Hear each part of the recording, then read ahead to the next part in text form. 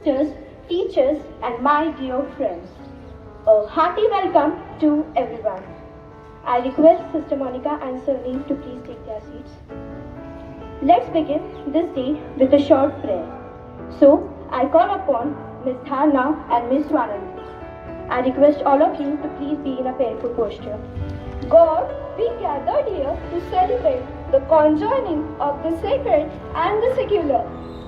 We recognize our nation's promise that all shall be treated equally as a manifestation of your eternal promise that we all are created as equals in your image.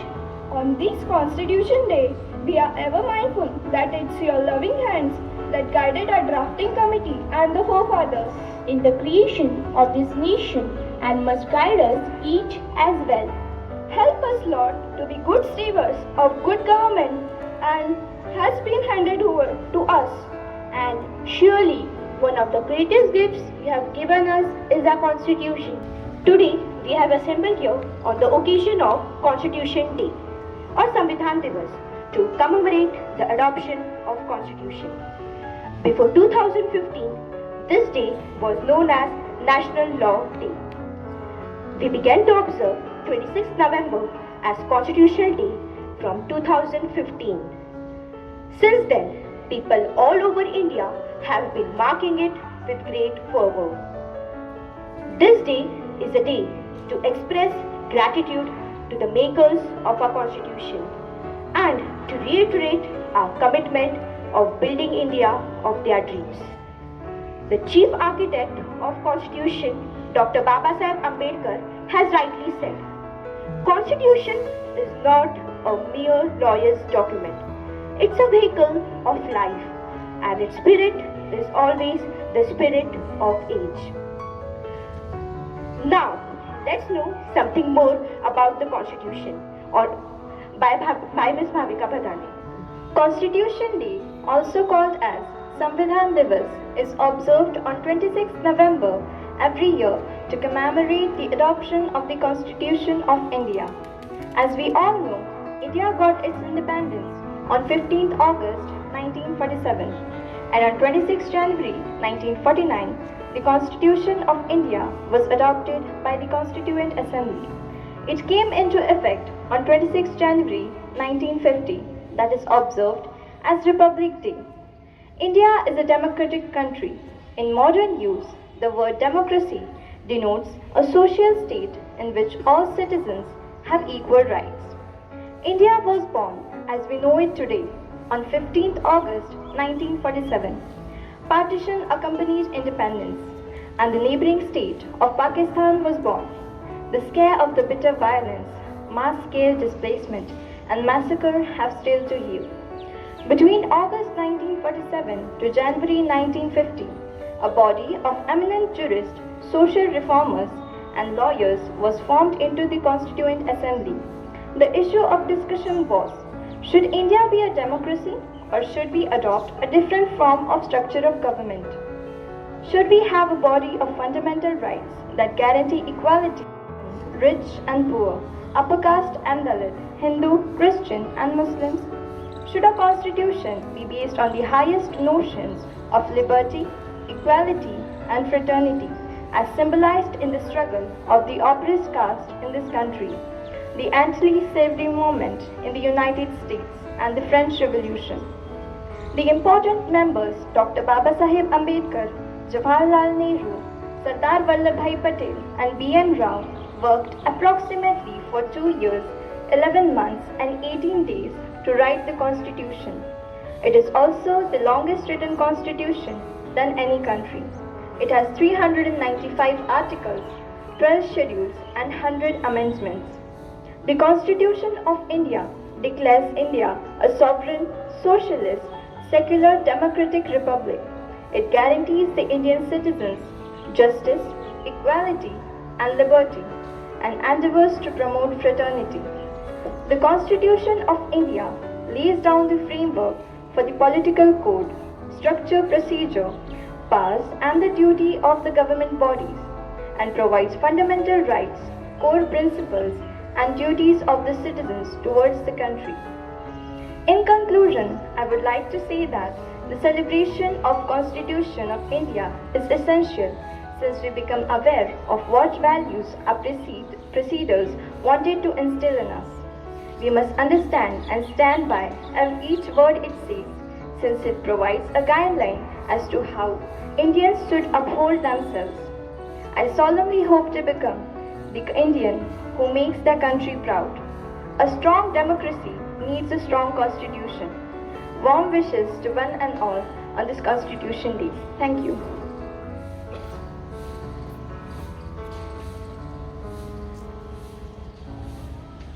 Thank you, Bhavika, for making us aware of how, when, and why was the Constitution formed. The preamble is a brief introductory statement. The preface, which highlights the entire Constitution and embodies fundamental values, philosophy, and ethos of which our Constitution is based and built.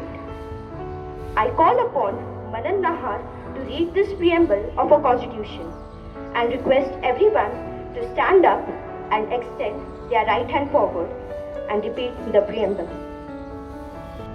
Please extend your right hand and repeat after me. We, the people of India, having solemnly resolved to constitute India into a sovereign, socialist, secular, democratic republic, and to secure to all its citizens justice, social, economic, and political liberty of thought, expression, belief, faith, and worship, equality of status and of opportunity, and to promote among them all fraternity, assuring the dignity of the individual and the unity and integrity of the nation. In our Constituent Assembly, this 26th day of November 1949, do hereby adopt, enact, and give to ourselves this Constitution. Thank you. Constitution currently comprises of 470 articles, which are grouped into 25 parts. Referring to Indian Constitution, there are various articles which are related to women empowerment and minority. It is a legal point and philosophy to grant equality to everyone in the society in all spheres. So, I call upon Harsha Jain, Anushka Borse, and Harsh Patil to not only read some of the articles related to women empowerment, but also to highlight the important but sad truth of India.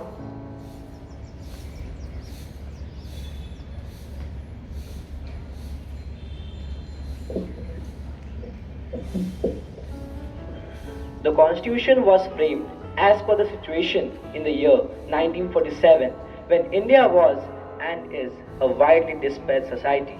Geographically, one of the greatest disparity was between the rich and the poor, the have and the have-nots.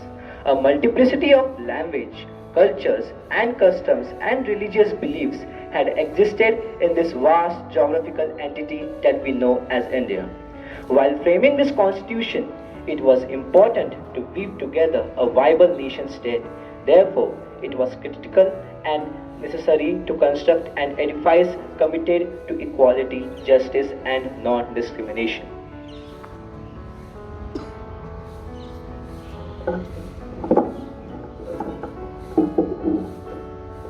Article 30 was adopted on December 8, 1948. Article 30 of the Indian Constitution consists of provisions that safeguard various rights of the minority community. in the country, keeping in mind the principle of equality as well. Article 30, Clause 1 says that all minorities, whether based on religion or language, shall have the right to establish and administer educational institutions of their choice. Article 30, Clause 1a deals with the fixation of the amount for acquisition of property of any educational institution established by minority groups. Article 30, Clause 2 states that government should not discriminate against any educational institution of the ground that is under the management of a minority, whether based on religion or language, while giving aid. The rights available to women in India can be classified into two categories, namely constitutional rights and legal rights. The constitutional rights are those rights which are provided in various provisions of the Constitution. The state shall not discriminate against any citizen of India on grounds of sex. Article 15, Clause 1. The state is empowered to make any special provision for women. In other words, the provision enables the state to make affirmative discrimination in favor of women. Article 15, Clause 2. Article 243, D, Clause 4 and Article 243, T, Clause 4 provides not less than one-third of total number of officers of chairperson in panchayat and municipalities at each level to be reserved for women. We all are familiar with Child Marriage Act, Dowry Prohibition Act, Sati Prohibition Act, Domestic Violence Act and equal share in father's property, etc. But even after 74 years of independence, there exists caste, communal and gender discrimination. Half of the Indians who are poor today denied by the basic right to education among scheduled tribes. The sad truth is, when it comes to literacy, only 35.7% can complete more than 10 years of school education. Another sad truth is, the bottom 50% control only 15.3% of the total wealth, whereas top 10% controls 55% of the total wealth. Lesser wealth results in lower life expectancy, poorer health outcomes and poor education outcomes. Undernourished struggle to stay healthy and find it hard to catch up with their poor peers in classrooms and workplaces also. Thank you for giving us a very important message about our country, India. Before we give away the prizes for the quiz competition, I would like to announce the prizes for the essay writing competition. Standard A. First, Falguni Jitendra Paridhi, 8C. Patil Janvi Sanjay, second, 8th D. Bhambre Bhuveshwari Harish, 8th A. Chaudhary Madhura Sunil, 8th D. All girls. Standard 9. Actually, Standard 8 had participated in large number. There were nearly 25 to 26 essays. Okay? 9th and 10th, that purely participated only 5. 5 from 10 and from 9th standard only 6. Now standard 9. Pavra Janvi Jagan, 9th A. Alom Vedant Ritesh, 9th B. Standard 10. Jain Komal Narendra and Mohite Pracheti Pradeep, 10th B. Children, please give them a loud applause. I request Sir Neil please be here to give away the prizes. Class-wise we are going to give Standard 8, Akshara Rajesh Sodar, 8th A. Manan Mahavir Nahar, 8C. Jayesh Sandeep Kamble, 8B. Class 9, Akanksha Parmeshwar Chaudhary, 9th B. Disha Motilal Gujar, 9th A. Tisha Anil Madgulkar, 9C. Akshara Rajesh Sonar first, Manan second, Jayesh third prize. Thank you. Class 9.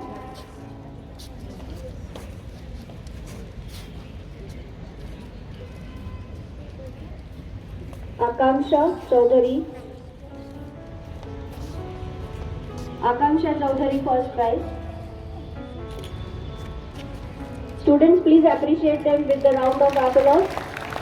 Disha Motilal Dugar second prize and Pisha Mardulkar third prize. Thank you students.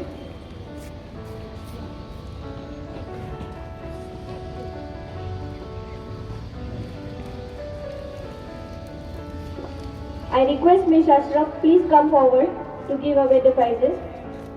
Thank you, sister. Thank you, Celine. Standard. Harsh Prashant Jain, first prize. Harsh. Shailendra Kundan Agrawal, 10th B. Second prize. Third prize, Manas Pritam Zamdekar, 10th A. Tanishka Uday Pathak, 10th A. And Bhavika Ravikant Badane, 10th D.